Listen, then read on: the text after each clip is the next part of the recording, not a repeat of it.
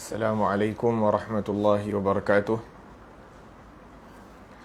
Bismillahirrahmanirrahim. Nawayna ta'alluma wa ta'lim wa tadhakura wa tadhkir wa naf'a wal intifa' wal ifadah wal istifadah wal hatha ala tamassuki bi kitabillahi ta'ala wa sunnati rasulih sallallahu alaihi wasallam wa du'a ila al-huda wa dalalata ala al-khair ibtigha' wajhillah wa mardatihi wa qurbihi wa thawabihi subhanahu wa ta'ala.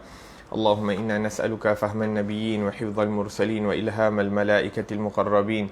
اللهم اغننا بالعلم وزينا بالحلم وأكرمنا بالتقوى وجملنا بالعافية. اللهم أخرجنا من ظلمات الوهم وأكرمنا بنور الفهم.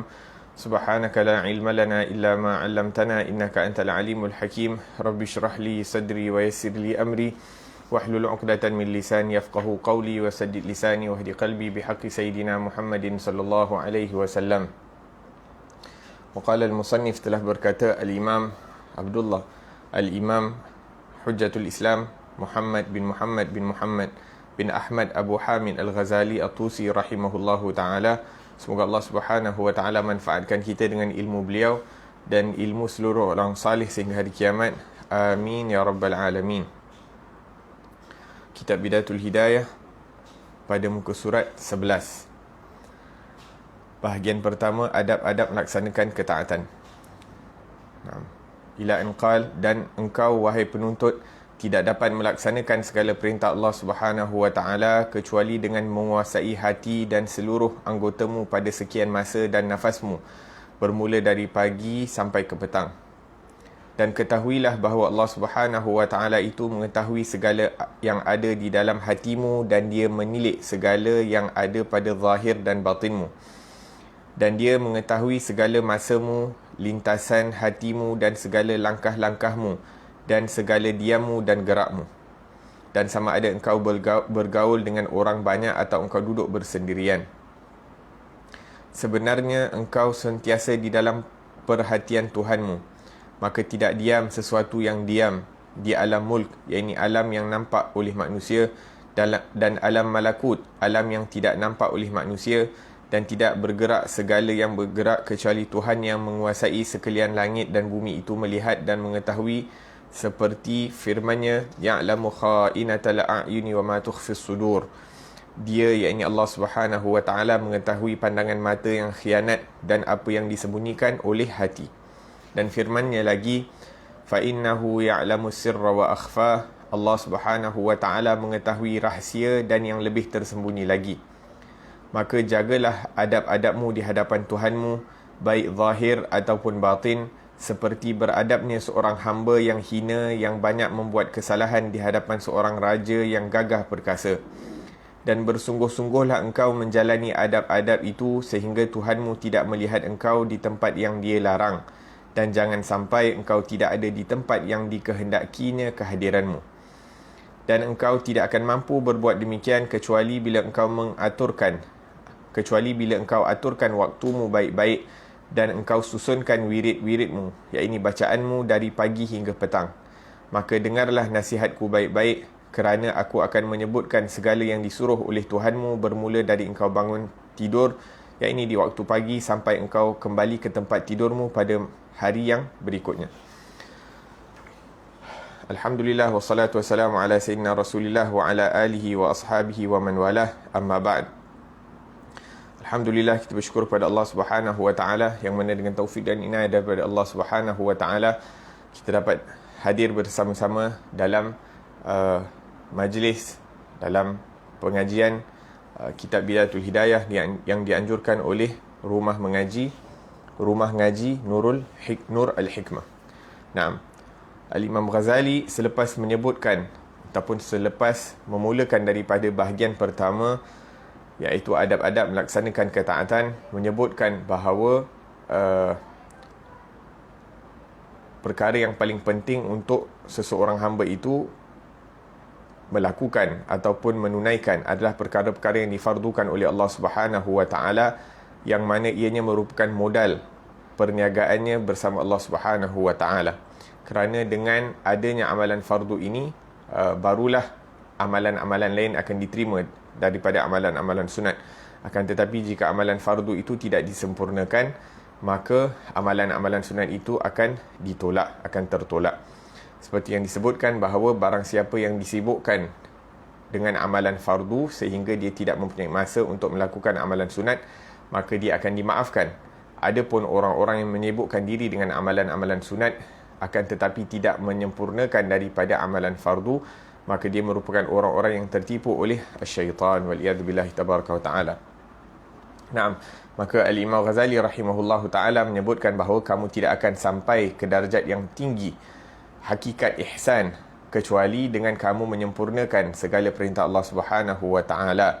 Dan untuk menyempurnakan perintah Allah Subhanahu wa taala itu, kamu perlulah mengawasi daripada hati dan juga tubuh badan kamu. Memastikan bahawa setiap lintasan hati itu ianya bukanlah daripada lintasan hati yang buruk. Adapun yang buruk kita perlu untuk mengelakkan ataupun menolaknya.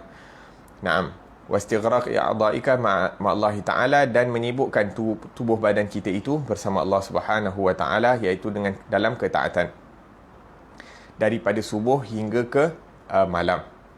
Hanya dengan menyibukkan anggota tubuh badan kita ini dengan ketaatan, barulah kita akan mendapat manfaat dan keuntungan yang sebenar di sisi Allah Subhanahu wa ta'ala. Dan Imam Ghazali rahimahullahu ta'ala mengingatkan kita bahawa Allah Subhanahu wa ta'ala mengetahui segala apa yang ada di dalam hati kita. Kalau diketahui apa yang ada di dalam hati kita, apatah lagi yang berada pada zahirnya. Maka hendaklah kita berjaga-jaga berjaga-jaga daripada pengawasan Allah Subhanahu wa ta'ala, yang mana tidak ada sesuatu yang bergerak di alam yang nyata ataupun di alam batin, alam malakut, iaitu alam yang tidak nampak oleh manusia, kecuali berada di dalam ilmunya Allah Subhanahu wa taala, sehingga yang disebutkan dalam ayat ya'lamu kha'inatal a'yuni wa ma tukhfis sudur, sesungguhnya Allah Subhanahu wa taala mengetahui akan pengkhianatan mata. Kenapa disebutkan pengkhianatan mata? Kerana pengkhianatan mata ini merupakan perkara yang paling tersembunyi, antara perkara yang paling tersembunyi daripada anggota tubuh zahir. Perkara yang dilakukan oleh tubuh badan kita yang zahir ini, yang paling tersembunyi sekali, yang susah nak diperasan oleh orang adalah daripada mata itu. Disebutkan juga al-ainul kha'inah, mata yang berkhianat itu adalah dengan mencuri-curi melihat daripada perkara yang dilarang oleh Allah Subhanahu wa taala. Yakni apabila dia mencuri pandang daripada perkara yang diharamkan, yang dilarang oleh Allah Subhanahu wa taala, maka itu dikira sebagai pengkhianatan mata. Wa ma tukhfis sudur, dan apa yang disembunyikan oleh hati, yakni keazaman-keazaman yang ada di dalam hati kita, sama ada untuk melakukan ketaatan ataupun sebaliknya, iaitu melakukan maksiat, waliyadzubillahi tabaraka taala, diketahui oleh Allah Subhanahu wa taala. Berkata Abdullah bin Abbas radhiyallahu anhu wa ardah, as-sirru ma tusirru fi nafsik, rahsia itu apa yang kamu sembunyikan di dalam hati kamu. Wa akhfas sir, adapun perkara yang lebih tersembunyi daripada itu, huwa ma yulqillahu ta'ala fi qalbika min ba'd, adalah perkara yang Allah Subhanahu wa ta'ala belum campakkan lagi, iaitu rahsia itu apa yang kita sembunyikan dalam hati. Adapun yang lebih rahsia dari perkara itu adalah perkara-perkara yang belum Allah campakkan ke dalam hati kita untuk kita azamkan, ataupun lintasan-lintasan yang belum lintas di dalam hati kita. Wala ta'lamu annaka satuhdithuhu bihi nafsak, dan kita sendiri tak tahu perkara itu akan terlintas dalam fikiran kita. Allah Subhanahu wa ta'ala sahaja yang mengetahui daripada perkara tersebut. Li'annaka la ta'lam ma tusirruhu al-yawm wa lam ta'lam ma tusirruhu ghad, kerana kita sendiri sebagai manusia yang lemah tidak dapat mengetahui apa yang akan terlintas dalam fikiran kita sekejap lagi, apatah lagi malam nanti, apatah lagi esok pagi, dan seterusnya. Wallahu ya'lamu ma asrartal yawm wa ma tusirruhu ghad, akan tetapi Allah Subhanahu wa ta'ala yang maha meliputi ilmunya, maha luas ilmunya, maha mengetahui daripada segala sesuatu, akan mengetahui apa-apa yang akan terlintas di dalam hati kita. Kita membahaskan daripada muka surat 11. Daripada muka surat 11. Berkata sebahagian daripada orang-orang salih, fa idza dawama al-'abd ala hadha dhikr, Ada zikir-zikir yang dapat membantu seseorang itu menghadirkan hatinya bersama Allah Subhanahu wa taala.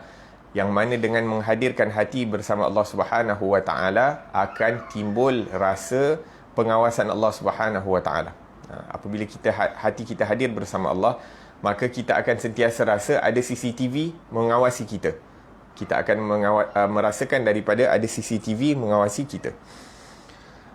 Dan apakah zikir yang akan membantu agar supaya hati kita hadir bersama Allah?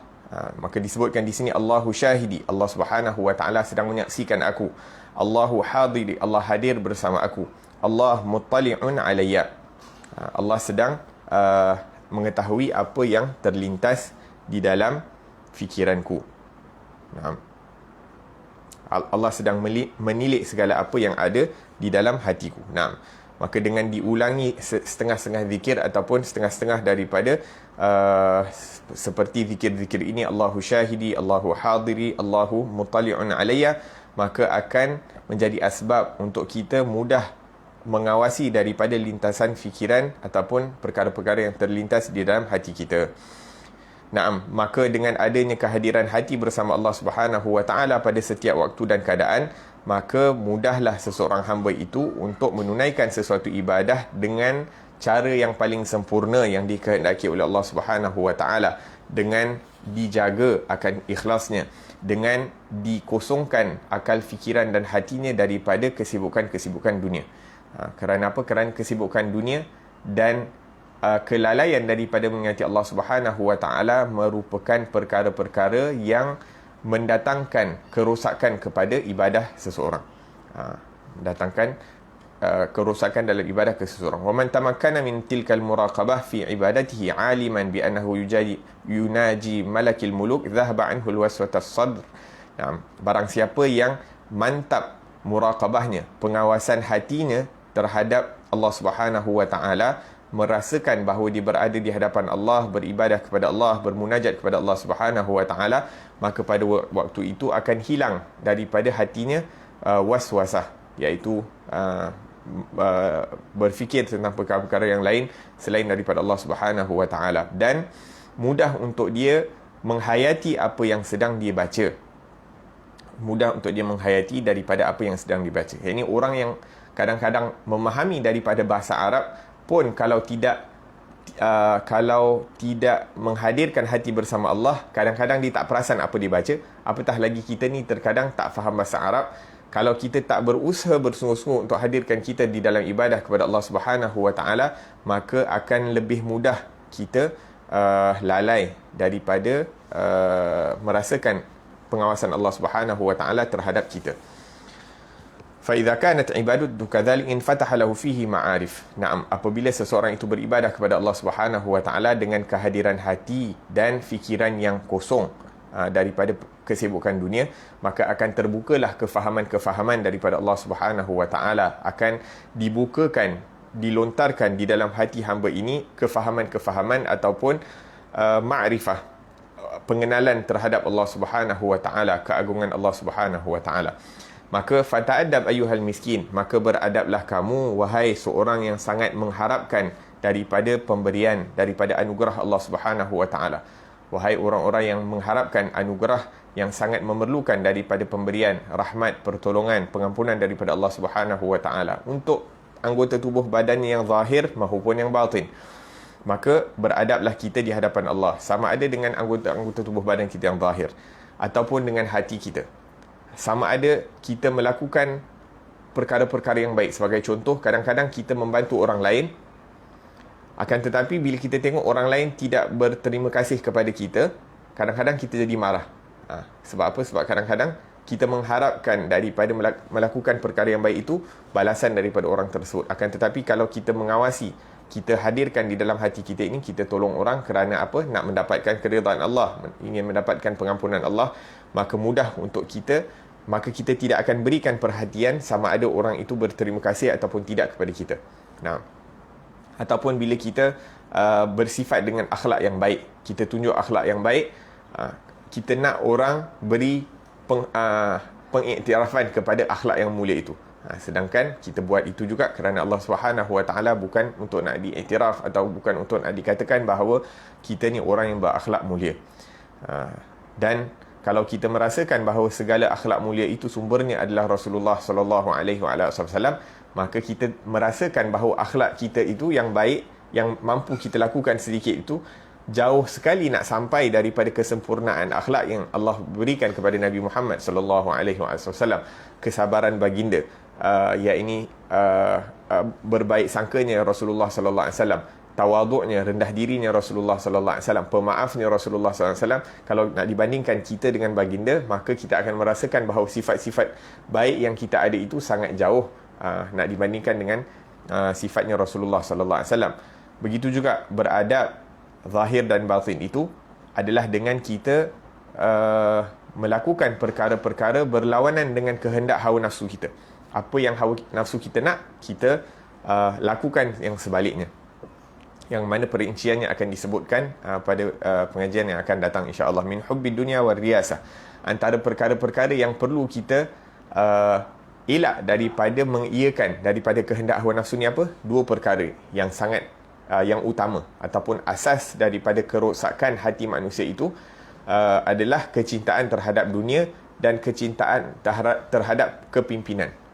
Ini dua perkara yang hubbud dunya ra'su kulli khati'ah. Kecintaan terhadap dunia itu akan membawa kepada kerosakan, akan membawa kepada kemaksiatan. Kecintaan terhadap dunia, dan yang lebih teruk daripada kecintaan terhadap dunia adalah kecintaan terhadap kepimpinan, suka untuk memimpin. Yang mana dikatakan sifat suka untuk memimpin ini adalah perkara yang terakhir yang akan dikeluarkan oleh orang-orang yang dekat dengan Allah Subhanahu Wa Taala. Yani orang yang dekat bersama Allah Subhanahu Wa Taala pun perkara yang terakhir akan dikeluarkan daripada hati mereka. Kalau mereka benar, jujur untuk membersihkan hati mereka daripada segala kotoran, maka sifat suka kepada kepimpinan ini merupakan perkara yang terakhir yang akan dikeluarkan daripada hati mereka. Itu pun dengan mujahadah, itu pun dengan doa, itu pun dengan merayu daripada Allah Subhanahu Wa Taala agar supaya dikeluarkan perkara tersebut daripada hati. Fi mukhalatatin nas wa fil infirad bi nafsik. Naam. La ilaha illallah, hendaklah kita merasakan bahawa kita ni seorang hamba yang lemah, yang hina, yang penuh dengan kekurangan. Ini merupakan sifat yang perlu ada di hadapan Allah Subhanahu Wa Taala. Akan tetapi sifat merendah diri, menghina diri kita di hadapan Allah ini bukanlah dengan kita mengucapkannya pada mulut. Bila kita duduk dengan orang, oh aku ni tak ada benda, aku ni hina, aku ni tak pandai, itu bukan cara untuk merendah diri, iaitu cara untuk cara tawaduk. Sifat tawaduk yang sebenar itu adalah dengan sentiasa merasa hina di hadapan Allah Subhanahu Wa Taala, sentiasa merasa kekurangan di dalam diri kita ini dalam beribadah kepada Allah Subhanahu Wa Taala, dan mencela diri kita sendiri di dalam hati. Mencela diri kita sendiri di dalam hati dan bukan dikatakan dengan mulut kita.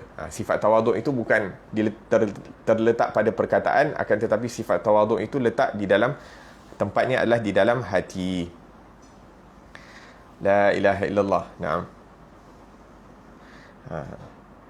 Seperti orang yang berkhidmat kepada raja ataupun sultan akan merendahkan diri mereka di hadapan raja ataupun di depan sultan ataupun di depan agung.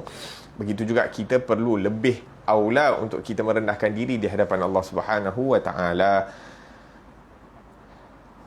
Naam, agar supaya kita terselamat daripada kemurkaan Allah Subhanahu Wa Taala. Naam, yang mana Allah bersifat Al-Jabbar. Al-Jabbar ini antara maknanya adalah alladhi yaqtul 'indal ghadab, yang membunuh ataupun yang menghukum apabila dia marah.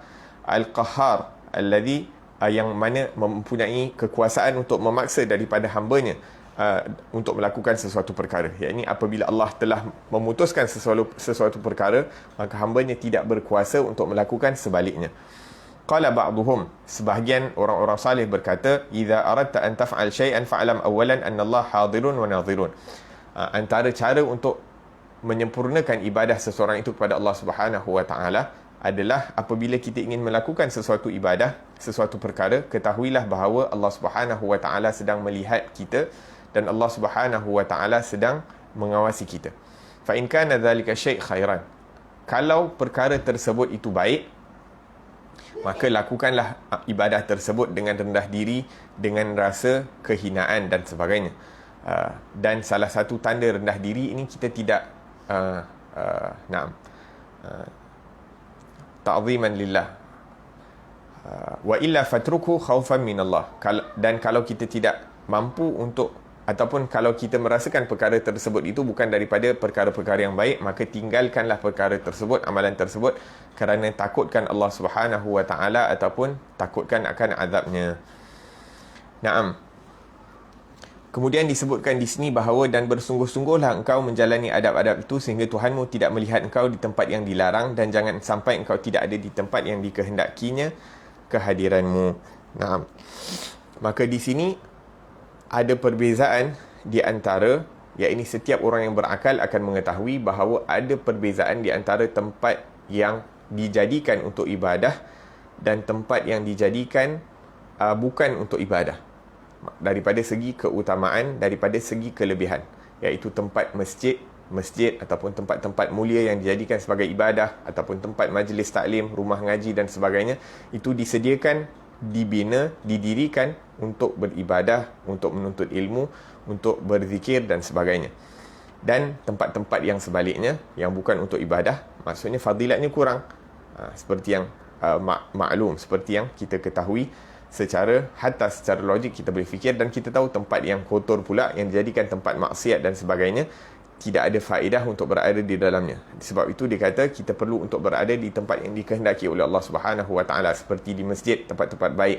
Adapun tempat-tempat yang dilarang, perlulah kita jauhkan diri daripada Allah Subhanahu wa taala. Bahkan nanti kita akan masuk pada bab masuk ke tandas, akan dikatakan kita perlu berada di sana hanya apabila kita perlu untuk berada di sana. Adapun bila tak perlu, jangan kita nak duduk di tempat sana, kerana itu merupakan tempat yang kotor, tempat yang didiami oleh syaitan. Apatah lagi tempat yang dijadikan untuk maksiat, didirikan untuk maksiat, tak perlu untuk kita berada di sana, kerana di sana turunnya kemurkaan Allah Subhanahu wa taala, dan waliyazbillah ditakuti akan turun daripada hukuman daripada Allah Subhanahu wa taala.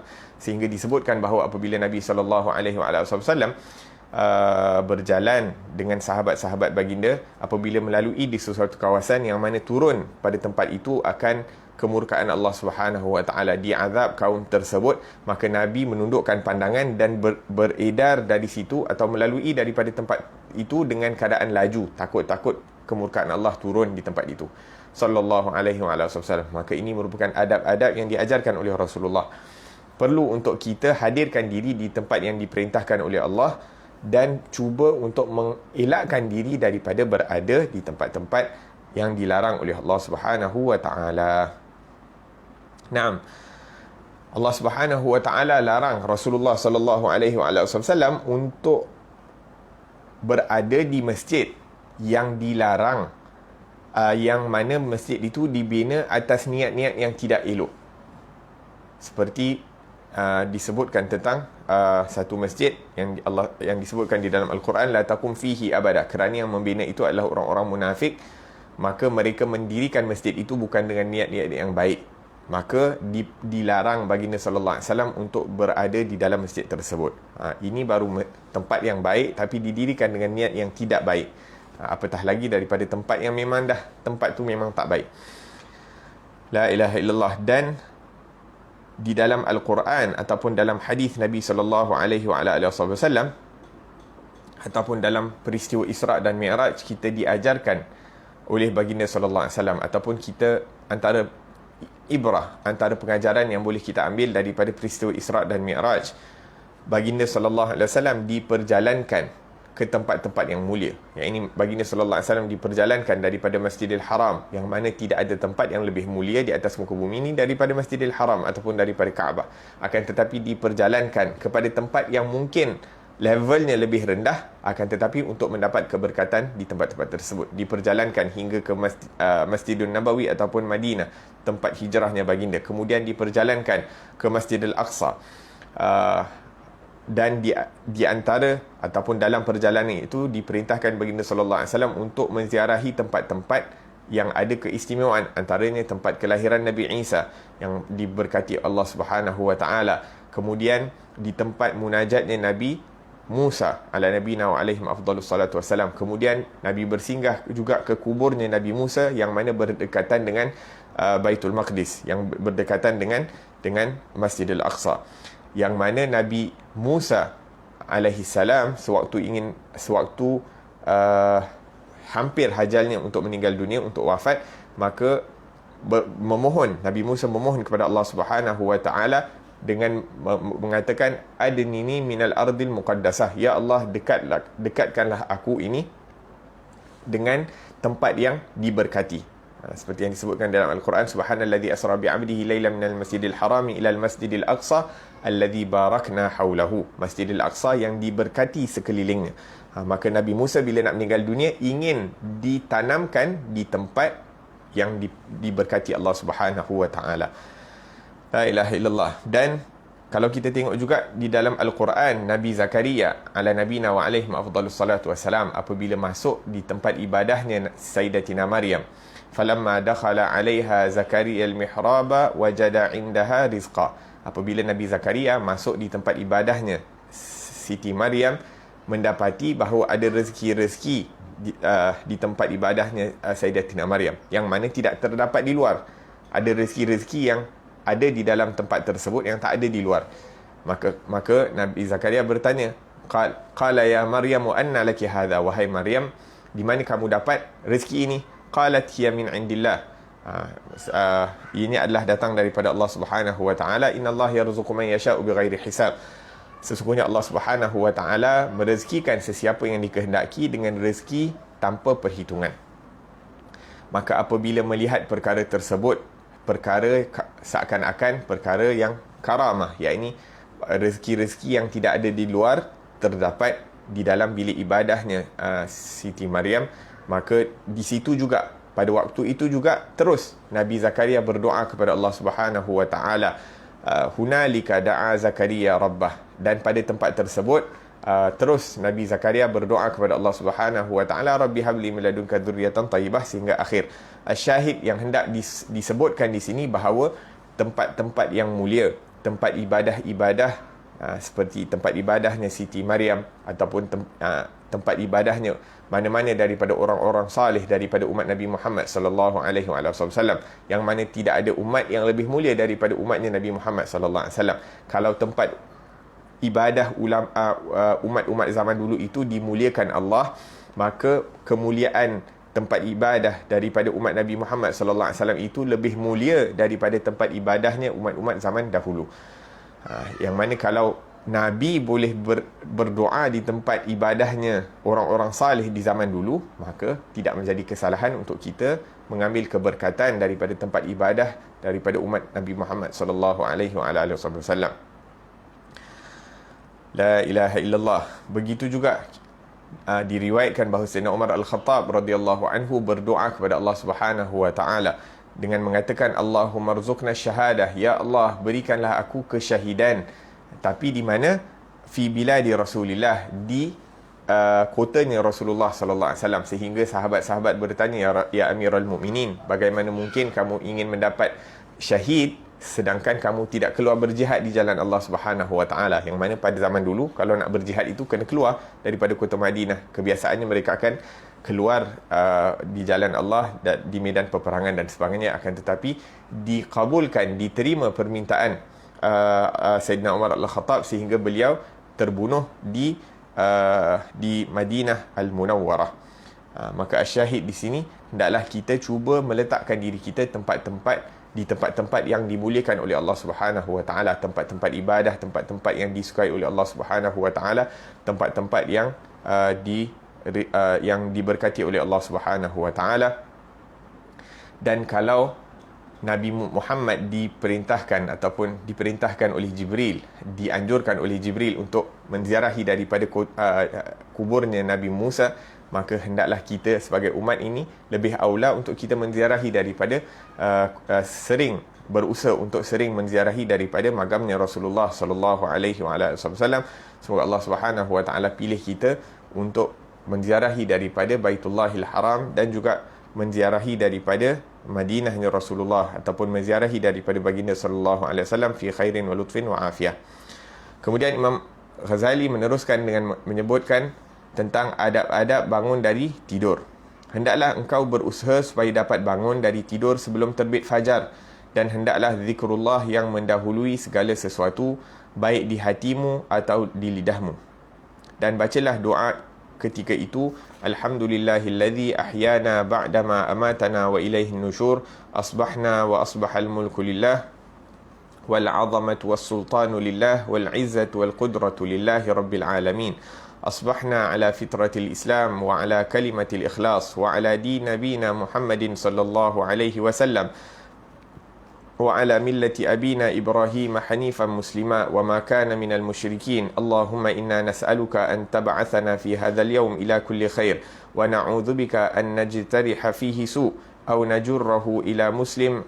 اللهم بك أصبحنا وبك أمسينا وبك نحيا وبك نموت وإليك النشور. نسألك خير هذا اليوم وخير ما فيه ونعوذ بك من شر هذا اليوم وشر ما فيه. Segala puji bagi Allah Subhanahu wa taala, Tuhan yang menghidupkan kami setelah mematikan, iaitu menidurkan kami, dan kepadanya kami akan kembali. Telah berpagi-pagi kami dan telah berpagi-pagi. Segala kerajaan itu bagi Allah Subhanahu wa taala. Segala keagungan dan kerajaan itu bagi Allah Subhanahu wa taala. Segala kemegahan dan segala kekuasaan hanya bagi Allah, Tuhan sekalian alam. Telah berpagi-pagi kami atas keadaan fitrah Islam dan kalimat keikhlasan, dan di atas agama Nabi Muhammad sallallahu alaihi wasallam, dan atas millah Nabi Ibrahim alaihi salam yang selalu dalam keadaan cenderung kepada Islam dan membenci agama yang lain. Dan bukanlah Nabi Ibrahim itu seorang yang musyrik. Ya Allah, kami meminta kepadamu supaya engkau bangunkan kami pada hari ini untuk dapat melakukan segala kebaikan, dan kami berlindung denganmu daripada melakukan apa-apa kejahatan atau mengenakannya kepada orang Islam, atau mengenakan kejahatan kepada orang Islam. Ya Allah, denganmu kami berpagi-pagi, dan denganmu kami berpetang-petang, dan denganmu kami hidup, dan denganmu kami mati, dan denganmu kami akan dikembalikan. Kami memohon kepadamu akan kebaikan hari ini dan segala kebaikan yang ada di dalamnya, dan kami berlindung denganmu daripada kejahatan hari ini dan segala kejahatan yang ada di dalamnya. Apabila engkau memakai pakaianmu, maka hendaklah engkau niatkan dengannya menjunjung perintah Allah Subhanahu wa taala dengan menutup auratmu, dan janganlah engkau berniat untuk dengan berpakaian itu menunjuk-nunjuk kepada makhluk. Kalau begitu engkau akan mendapat kerugian. Naam, Imam Ghazali memulakan daripada perbahasan tentang adab-adab. Memulakan daripada perbahasan adab-adab bangun daripada tidur. Naam, maka apabila kita bangun daripada tidur, berusaha supaya kita dapat bangun daripada tidur sebelum terbit fajar. Allah Subhanahu wa taala berfirman, "Wa minal laili fatahajjad bihi nafilatan lak." Dan daripada sebahagian malam itu hendaklah kamu bertahajud. Wa minal laili fatahajjad bihi nafilatan lak, sebagai amalan sunat bagi kamu. Asa an yab'atsaka rabbuka maqaman mahmuda, dengan harapan kamu akan dibangkitkan pada hari kiamat nanti dengan bangkitan yang mulia ataupun di tempat yang mulia. Qumil laila illa qalila. Dalam tempat lain Allah Subhanahu wa taala berfirman, hendaklah kepada Nabi Muhammad sallallahu alaihi wasallam, hendaklah kamu bangun sebahagian daripada malam. Allah Subhanahu wa taala menceritakan tentang orang-orang yang baik, orang-orang yang muhsin, orang-orang yang sempurna amal ibadahnya kepada Allah Subhanahu wa taala, berusaha untuk menyempurnakan amal ibadah mereka kepada Allah dengan mengatakan kanu qalilan minal laili ma yahja'un. Mereka di waktu malam itu kurang untuk tidur. Wabil asharihum yastaghfirun. Dan pada waktu sahur mereka beristighfar. Naam. Maka hendaklah kita berusaha untuk bangun sebelum subuh, litahsilil fadilatil azim, kerana dengan kita berusaha bangun sebelum subuh itu merupakan waktu yang paling mustajab untuk berdoa kepada Allah Subhanahu wa taala, agar supaya segala apa yang kita kehendaki dikabulkan oleh Allah Subhanahu wa taala. Imam Asy-Syafi'i rahimahullahu taala menyebutkan bahawa berdoa di waktu sahur ataupun di waktu malam itu adalah seperti anak panah, iaitu melepaskan anak panah, dan anak panah itu sampai tepat pada sasarannya. Nah, maka doa-doa yang dipanjatkan kepada Allah Subhanahu wa taala pada waktu tersebut insya-Allah akan dikabulkan, diterima oleh Allah Subhanahu wa taala. Naam. Juga antaranya untuk kita beristighfar sebelum subuh merupakan perkara yang dianjurkan oleh Allah Subhanahu wa taala. Antara tanda-tanda orang-orang salih ini adalah mereka beristighfar sebelum subuh. Begitu juga agar supaya kita dapat solat subuh pada awal waktu. Li'anna at-taghlis aula min at-tanwir, kerana sembahyang subuh dalam keadaan langit masih gelap itu lebih utama daripada waktu apabila langit itu sudah mula kemerah-merahan ataupun kekuning-kuningan. Naam. Li'anna al-insan idza syuri'a fi shalah. Naam. Lepas tu disebutkan di sini, kalau apabila seseorang itu menunaikan solat di waktu gelap, dan kemudian kerana di waktu gelap itu malaikat di waktu malam akan hadir. Kemudian jikalau dipanjangkan solat itu sehingga ada kekuning-kuningan ataupun kemerah-merahan di langit, disebabkan dia membaca surah yang panjang ataupun membaca bacaan dengan tartil dan sebagainya, maka malaikat siang hari pun akan hadir menyaksikan daripada solat tersebut. Nah, maka dapat kelebihan, keistimewaan, iaitu malaikat malam hadir, malaikat siang pun hadir. Adapun ada setengah riwayat mengatakan bahawa apabila seseorang itu solat subuh dalam keadaan berjemaah, inna salatal fajri kana mashhuda, sesungguhnya solat di waktu subuh itu disaksikan oleh para malaikat. Sebahagian mengatakan bahawa malaikat yang kerja shift malam, yang jaga daripada maghrib sampai subuh, mereka akan hadir bersama-sama orang-orang yang solat berjemaah di waktu subuh. Begitu juga malaikat shift siang, dia juga akan turun sebelum subuh untuk solat berjemaah bersama orang-orang beriman. Jadi yang shift malam akan solat subuh sekali ataupun menyaksikan orang solat subuh. Yang shift siang pun akan menyaksikan daripada solat subuh. Jadi malaikat selepas solat, malaikat shift malam tu akan naik ke langit, dan Allah akan bertanya kepada mereka, sedangkan Allah Subhanahu wa taala Maha mengetahui akan keadaan hamba-Nya, lebih mengetahui tentang keadaan hamba-Nya. Maka Allah bertanya, apakah yang sedang dilakukan oleh hamba-hambaku? Maka malaikat akan mengatakan, si fulan ni sedang solat, tadi kami solat berjemaah sekali. Begitu juga di waktu maghrib, kalau solat berjemaah, malaikat shift siang tu bila dia naik berjumpa Allah pun akan tanya perkara yang sama, maka akan dikatakan si fulan solat dengan berjemaah dan kami menyaksikan solat jemaah mereka. Dengan itu nama orang yang solat berjemaah di waktu subuh dan di waktu maghrib akan sampai, akan naik pada Allah Subhanahu wa taala, dan ini merupakan perkara yang baik untuk dilakukan. La ilaha illallah. Siapa tak berbangga apabila namanya naik kepada orang-orang besar, namanya disebutkan oleh orang-orang besar, apatahlah apabila nama kita itu disebutkan di hadapan Allah Subhanahu wa taala dengan sebutan yang baik. Antara hikmah juga solat di dalam waktu gelap, iaitu solat subuh pada keadaan gelap sebelum datangnya cahaya.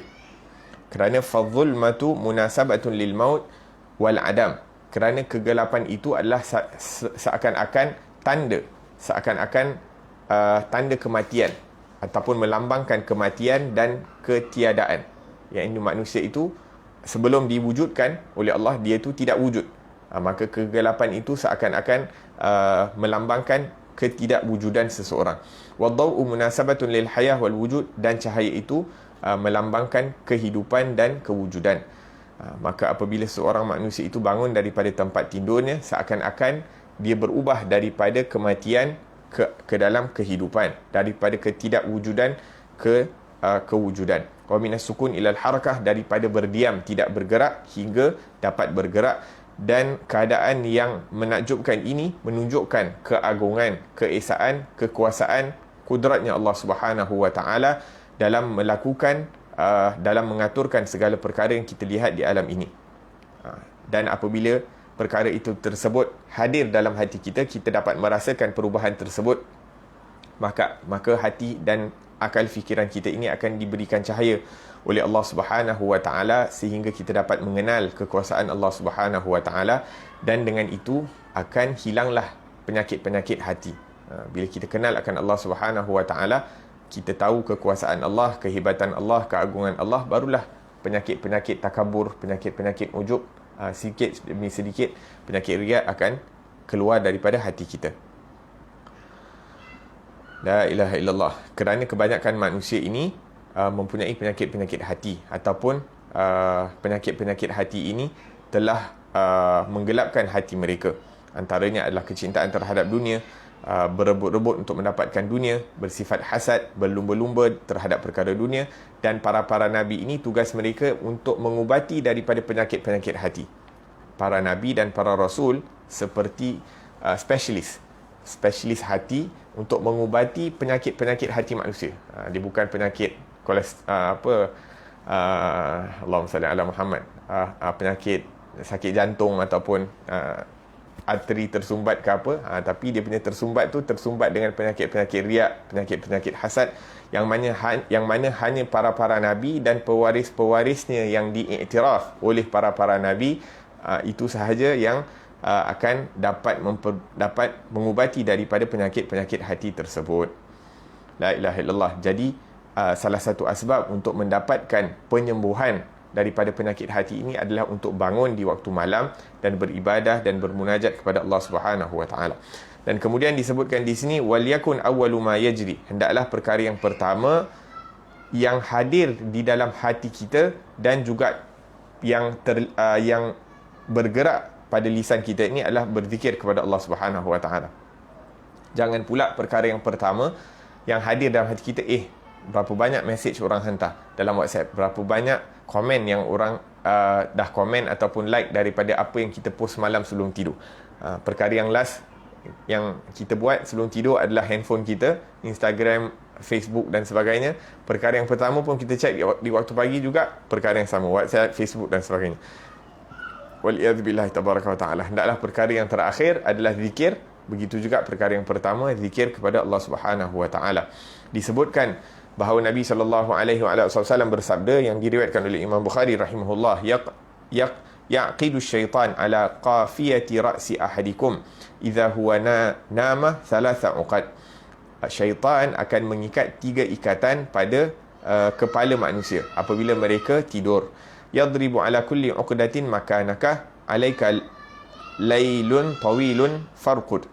Maka setiap ikatan itu seakan-akan membelai orang tersebut dengan mengatakan, malam masih panjang, maka tidurlah kamu.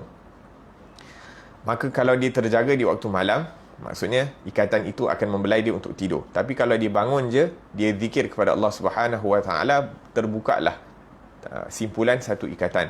Apabila dia mengambil wuduk, terbukalah simpulan yang kedua. Dan apabila dia salat 2 rakaat sunat, maka akan terbukalah ketiga-tiga simpulan tersebut ataupun simpulan yang ketiga. Maka dia akan bangun dalam keadaan bersemangat, dalam keadaan hati yang tenang dan lapang.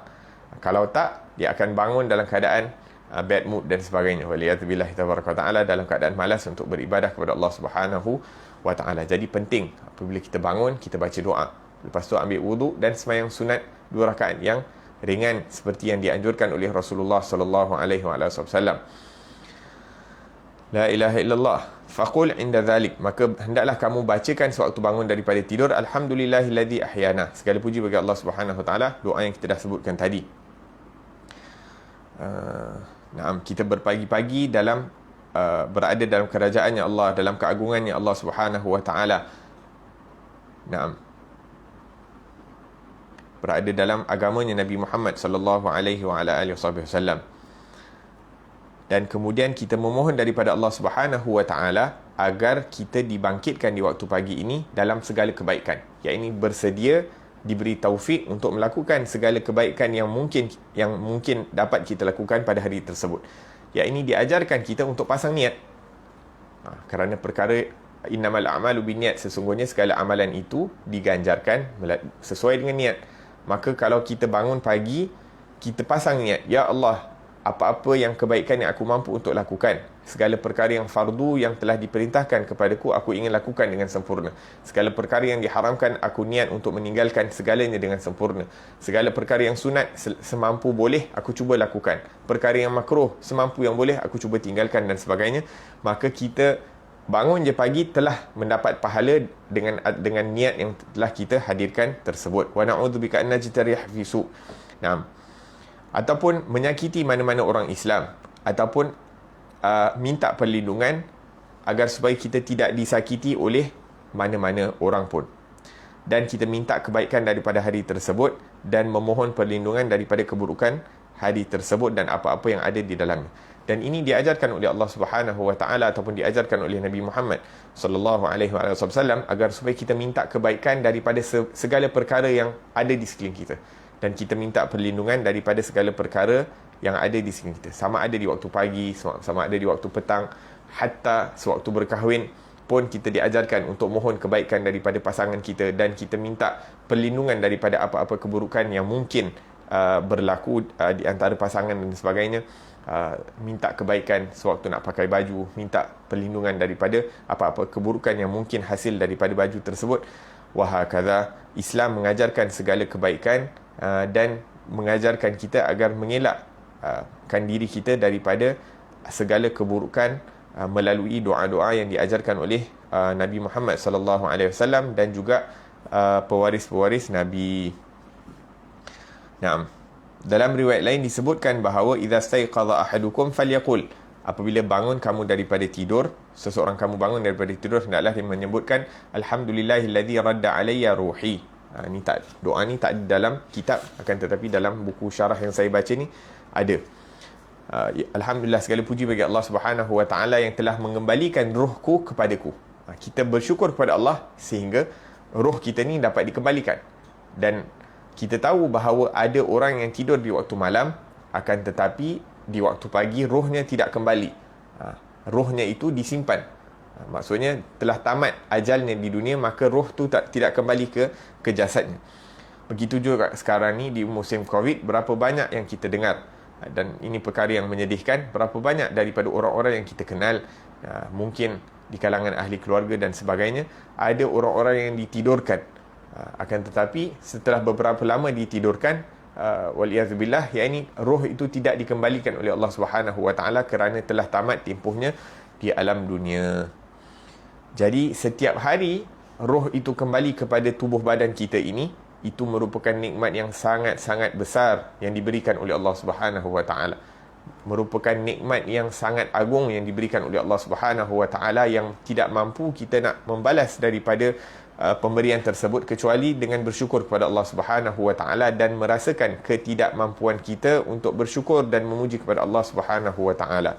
Alhamdulillahillazi radda alayya ruhi. Alhamdulillah, segala puji bagi Allah yang telah mengembalikan rohku kepadaku. Wa afani fi jasadi, dan telah memberikan keafiatan kepada jasadku. Wa adzina li bi dzikrih, dan telah mengizinkan lidah dan tubuh badan kita ni untuk bersyukur kepada Allah Subhanahu wa taala, mengingat akan Allah Subhanahu wa taala. Ada doa yang lain yang diriwayatkan daripada Sayyidina Abu Hurairah. Rasulullah sallallahu alaihi wasallam bersabda, "Man min rajulin yantabih min naumihi falyaqul." Tidak ada seorang pun yang bangun daripada tidurnya dan mengatakan dan berdoa, "Alhamdulillahilladzi khalaqan nauma wal yaqadhah." Segala puji bagi Allah Subhanahu wa taala yang menciptakan kematian dan kehidupan.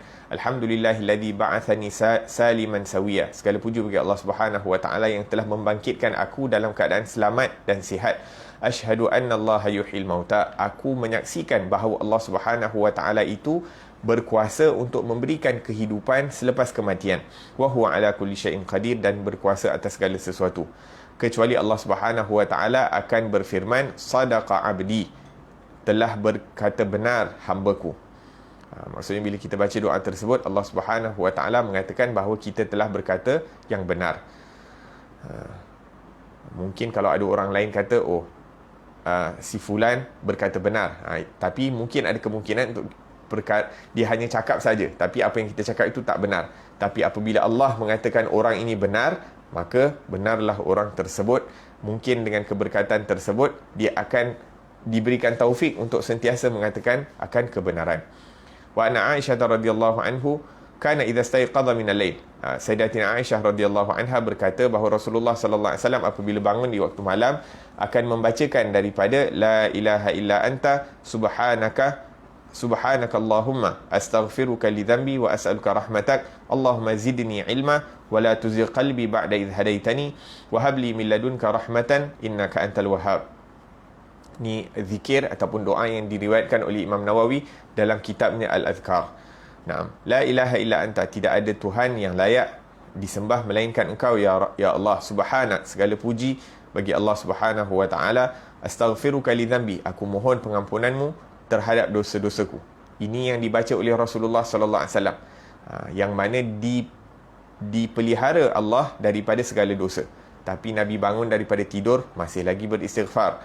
Bahkan ada orang-orang saleh yang bangun daripada tidurnya pun beristighfar kepada Allah Subhanahu wa taala, mengambil tasbih dan beristighfar. Apabila ditanya kenapa, dikatakan bahawa ya ini aku beristighfar kerana sepanjang malam itu aku takut aku tidak menyempurnakan daripada perkara-perkara yang patut aku lakukan. Sebagai contoh, sebelum tidur tu mungkin tak lakukan adab tidur dengan sempurna dan sebagainya, sehingga sepanjang malam itu seakan-akan dia tidak beribadah kepada Allah Subhanahu wa taala. Sebab itu dia beristighfar. La ilaha illallah. Wa as'aluka rahmatak, dan aku memohon kerahmatanmu. Allahumma zidni ilma. Ini satu perkara yang penting untuk kita ambil perhatian. Allah Subhanahu wa taala perintahkan kepada Rasulullah sallallahu alaihi wasallam seperti yang disebutkan dalam surah Taha, wa qur rabbi zidni ilma. Katakanlah wahai Muhammad, ya Allah, tambahkanlah ilmu pengetahuan buatku. Jadi bangun je pagi, Nabi sallallahu alaihi wasallam mohon daripada Allah, Allahumma zidni ilma. Ya Allah, tambahkanlah ilmuku. Maka kalau Nabi sallallahu alaihi wasallam orang yang paling sempurna akalnya, orang yang paling luas ilmunya yang diberikan oleh Allah Subhanahu wa taala, wa 'allamaka ma lam takun ta'lam, seperti yang disebutkan di dalam Al-Quran, Allah Subhanahu wa taala telah mengajarkan kamu perkara-perkara yang tidak kamu ketahui. Telah diperlihatkan Nabi Muhammad sallallahu alaihi wasallam segala keagungan, kebesaran, kudratnya Allah Subhanahu wa taala, terutamanya apabila di-mi'rajkan Nabi sallallahu alaihi wasallam untuk menghadap Allah Subhanahu wa taala. Segala kehebatan Allah itu diperlihatkan kepada Nabi Muhammad. Maka tak ada orang yang lebih luas ilmunya melainkan Nabi Muhammad sallallahu alaihi wasallam. Dan Nabi mohon, wala tuzigh qalbi, ya Allah, janganlah engkau sesatkan hatiku. Ba'da idh hadaitani, selepas engkau berikan petunjuk. Sering memohon, takut kita tersesat jalan. Walaupun alhamdulillah Allah Subhanahu wa taala telah berikan kita ilmu yang bermanfaat. Allah Subhanahu wa taala telah sibukkan anggota tubuh kita ini dalam ketaatan dan sebagainya. Akan tetapi kita takut diuji oleh Allah Subhanahu wa taala. Maka kita sentiasa memohon hidayah daripada Allah Subhanahu wa taala. Jangan sampai kita leka, kita rasa khalas, aku ni dah insya-Allah dah 10 tahun 20 tahun berada dalam kebaikan, tak mungkin waliyadzubillah tabaraka wa ta'ala akan tersesat jalan ataupun tergelincir. Jangan sampai kita rasa confident sangat dengan diri kita ini. Maka kita sentiasa bersifat tawaduk di hadapan Allah Subhanahu wa ta'ala. Naam, wa habli min ladunka rahmah, ya Allah, dan berikanlah aku, kurniakanlah aku daripadamu akan kerahmatan.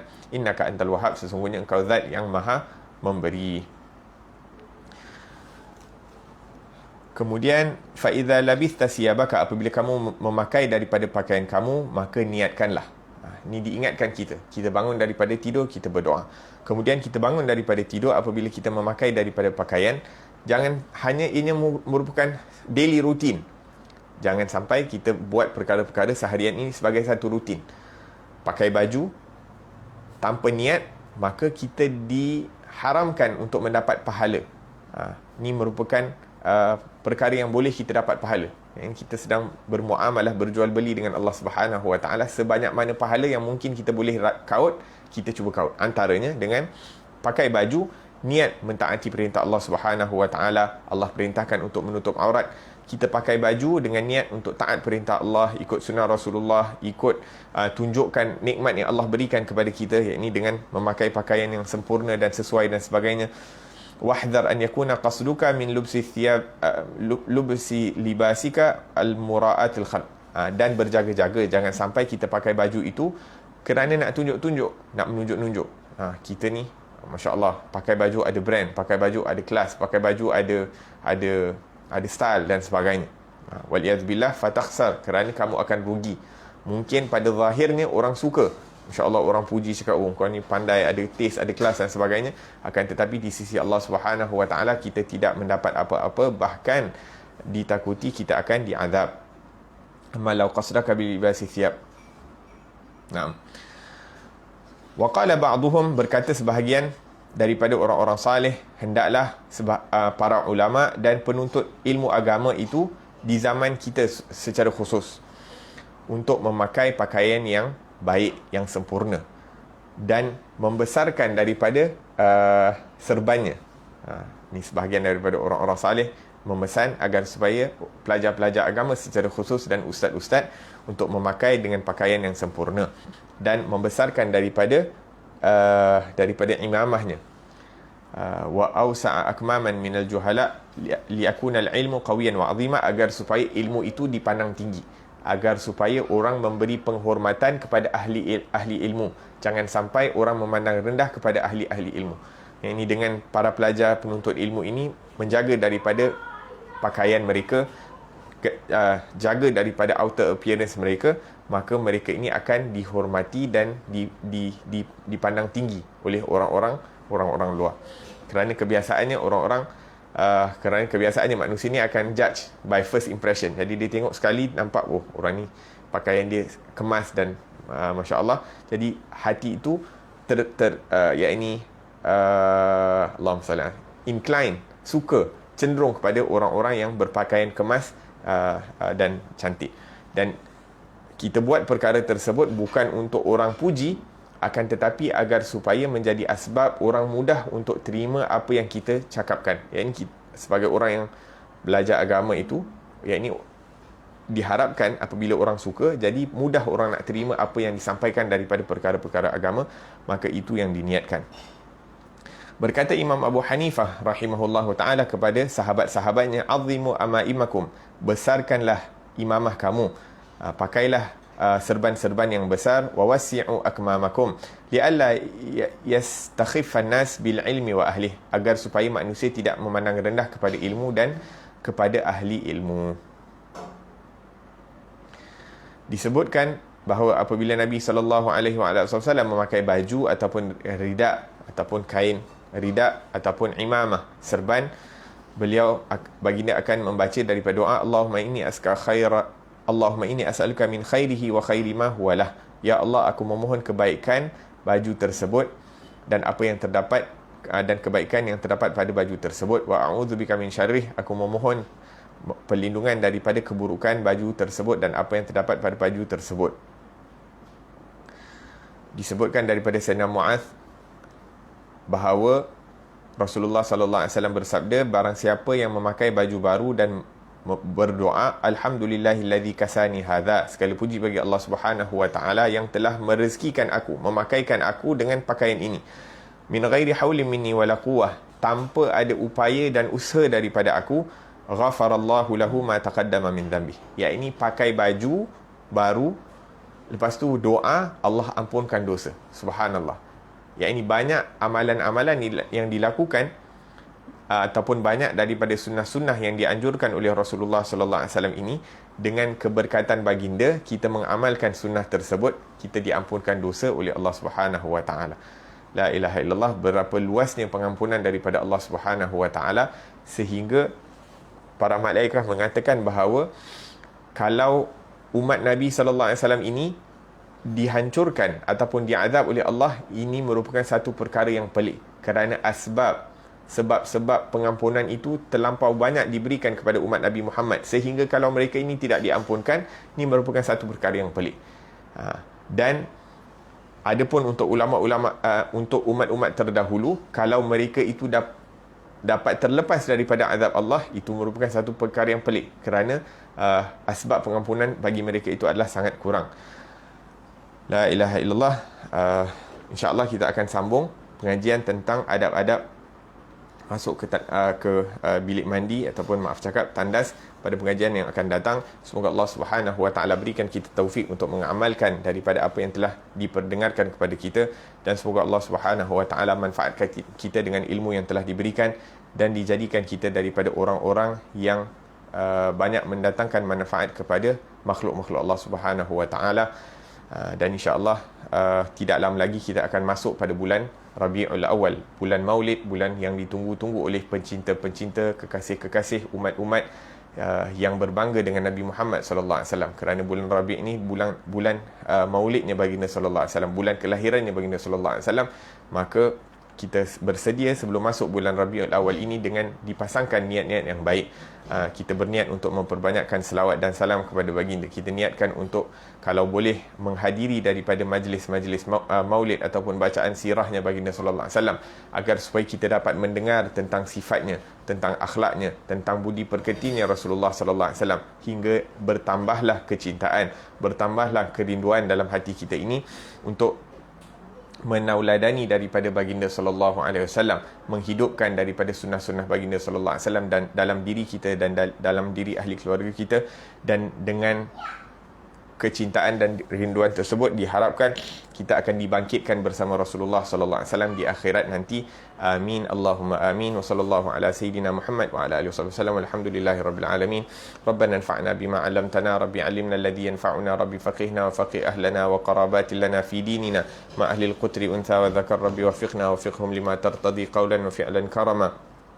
وارزق الكل حلالا دائما وأخل أتقياء علماء نحظى بالخير ونكفى كل شر. ربنا واصلح لنا كل الشؤون وأقر بالرضا منك العيون، واقض عنا ربنا كل الديون قبل أن تأتينا رسل المنون. واغفر واستر أنت أكرم من ستر، وصلاة الله تغشى المصطفى من إلى الحق دعانا والوفاء، بكتاب فيه للناس الشفاء، وعلى الآل الكرام الشرفاء، وعلى صحب المصابيح الغرر. اللهم اهدنا بهداك وجعلنا ممن يسارع في رضاك، ولا تولنا وليا سواك، ولا تجعلنا ممن خالف أمرك وعصاك، وحسبنا الله ونعم الوكيل، ولا حول ولا قوة إلا بالله العلي العظيم. وصلى الله على سيدنا محمد وعلى آله وصحبه وسلم، والحمد لله رب العالمين. العفو يعني mohon maaf tadi agak lambat sikit lewat mulakan kelas. Wal afu minkum. Assalamualaikum warahmatullahi wabarakatuh.